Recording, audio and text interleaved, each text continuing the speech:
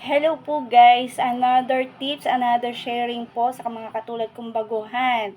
Para hindi po ma-restrict, kasi po ako, na-restrict po ang account natin. Yes po, na-restrict po ako, bawal na po ako ngayon mag-live and mag-join sa any live po. By November 1 na po ako makakapag-live mga mamshi, mga beshi ko. Yes po, na-restrict po. And ito nga po, i-share ko kung bakit. Ano po nangyari. Ito, habang nagla-live po ako kahapon, nagla-live po ako about selling products. Hindi ko po alam, bigla na nag-stop, nag-end siya. So, nag-check ako sa akin notification, lumabas ang warning sign ko. Then, nandun yung mga rules, guidelines kung ba't ako na warning. So, pinanood ko po yung replay na aking live. Nakita ko po na nakikita pala sa aking live yung isang anak ko na nanonood ng TV na nasa likuran ko nakaupo. Nakatalikod po yun yun. Yung pala, habang nagla-live is bawal po ang bata. So, yun nga po, nung chinek ko, nakita ko sa replay ko, yun nga, may bata po nakikita sa akin live. So, bawal po yun. So, nagulat din ako bakit na-warningan na ako agad.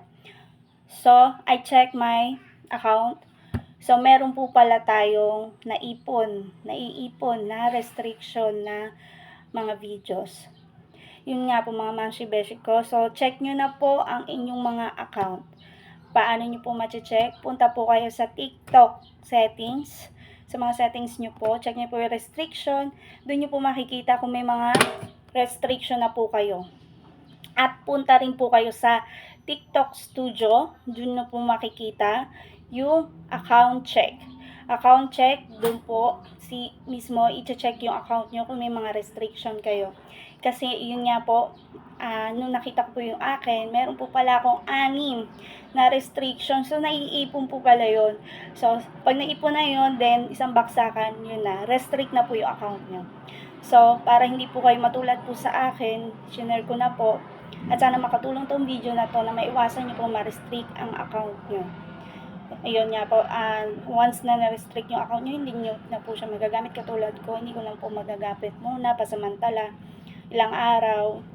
By November 1 na po ako ulit makakapag-live at makakapag-join sa mga live. Pero, wag po tayo titigil, wag po tayo mga susuko. Yan. Nakakalungkot lang kasi 2 days pa lang po as of affiliate ako. Ito nangyari agad sa akin. Pero wag po tayo susuko. Go lang lang mga mamshi ko. Ayan. It's healthy mo. Sabi nga nila, if you fail, the next, yun, kumbaga sa isang pagkakamali, natututo po tayo, di ba po? So, yun lang po mga ka-TikTok, mga mamshi ko, mga beshi ko. Sana po nakatulong po itong aking video. Marami pong salamat. God bless po sa ating lahat.